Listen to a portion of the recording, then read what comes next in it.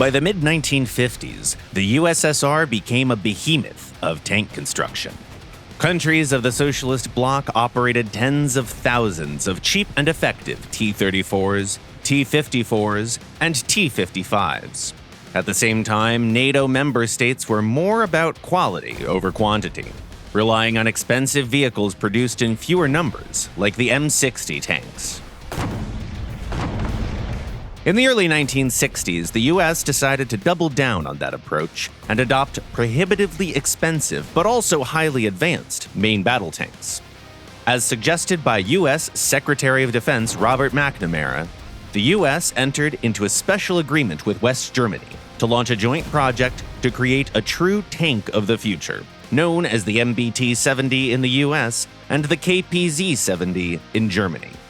German engineers had a lot of experience building tanks, and having just finished their work on the Leopard, they were eager to reach new heights. Granted, they already had a bad experience of taking part in a joint initiative to develop a pan-European tank, which imploded under the weight of numerous disagreements, but that didn't deter them from trying again. The good news was that there were a lot of things that American and German engineers agreed on. Thanks to a 1,500 horsepower engine and a relatively low weight of around 46 tons, the tank would be more mobile than any of its rivals. Spaced armor in the front could protect it from 105mm sub-caliber rounds and heat projectiles. Its hydro-pneumatic suspension with adjustable ground clearance allowed the tank to have a low profile, on par with the Soviet T-55 or T-62. Finally, engineers planned to mount a remotely controlled machine gun or an autocannon on the vehicle's roof. But then the cracks started to show. Americans wanted to achieve the long-lasting dream of tank designers and house the entire crew in the turret. Furthermore, they wanted to equip the vehicle with a 152mm gun/launcher, which could use the Shalala missile. The German side was not entirely on board with the idea of placing the whole crew in the turret, and they had their own gun, a 120mm long-barreled cannon. The first prototypes were built in the late 1960s, and they immediately revealed several flaws of the original design. Crew members often complained of disorientation when the turret was rotated, even though adjustments were made to eliminate the effect. The German 120mm gun turned out to be more reliable and effective than the American gun/launcher combo, but the Rheinmetall autoloader that the engineers planned to fit in the turret proved to be prone to failure. The American autoloading system was considerably more reliable, but slower than its German counterpart. Finally, the tank turned out to be 5 times more expensive than originally estimated, making it prohibitively costly for both countries. In 1969, the US decided to effectively drop out of the project. The Germans decided to pour their remaining resources into developing the Keiler, a tank that was supposed to be used in combination with the MBT-70. The German 120mm gun was accepted into production as RH-120 and proved to be an excellent weapon that was used for many decades. The Keiler also became known as one of the best Western tanks. You probably know it under its other name, the Leopard 2.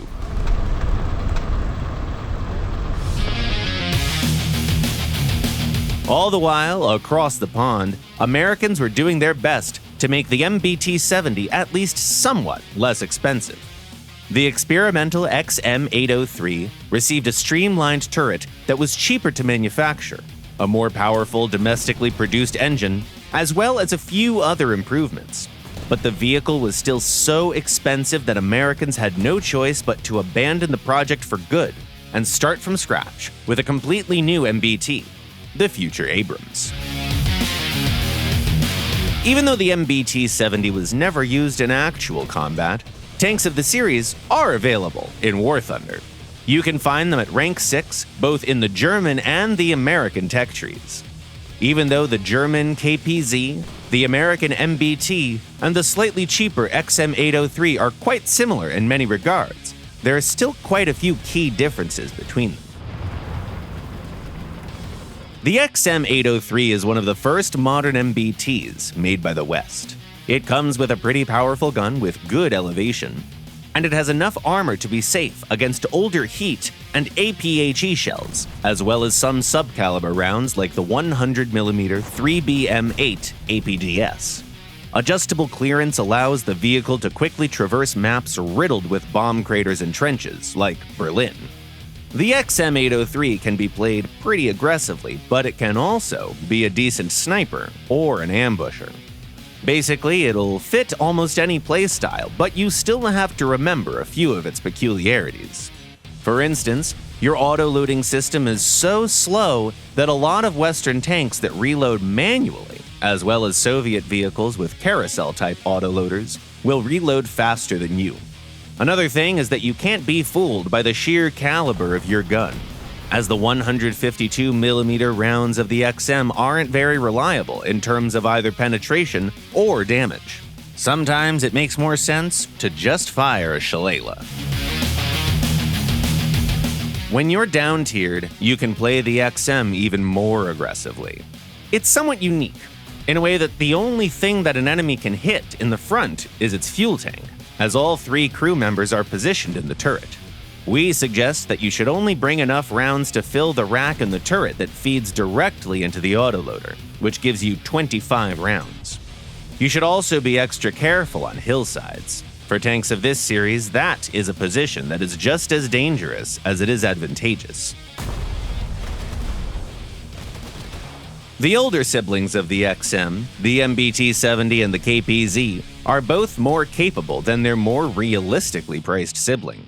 They're both equipped with 1500 horsepower engines, and their gunners have access to optics with good zoom.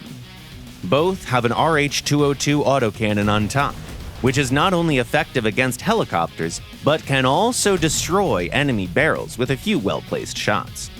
Naturally, the increased combat capability of the MBT-70 translates into a higher BR. If you're up-tiered, you might have to face modern tanks like the Leopard 2A4 or the ZTZ-96A. If you run into them, be very methodical. Try to hit them only in their weak spots, like the LFP. The German variant also has a bit of an advantage in terms of firing speed thanks to its faster autoloader, as most of your opponents, with some very rare exceptions, take more than 6 seconds to reload. Finally, both the MBT-70 and the KPZ-70 are fitted with an advanced hydro-pneumatic suspension system that allows them to tilt their hulls, which can give you a unique advantage on hilly maps. Just don't forget that all of your crew is in the turret when using this feature. The MBT-70 never made it to the battlefield, but it'll certainly be remembered as one of the most ambitious tank projects of all time. The good news is that in War Thunder, you can actually take this very expensive toy to battle and see how it compares to other vehicles of the Cold War era. Do you like using the MBT-70? Share your experience in the comments below.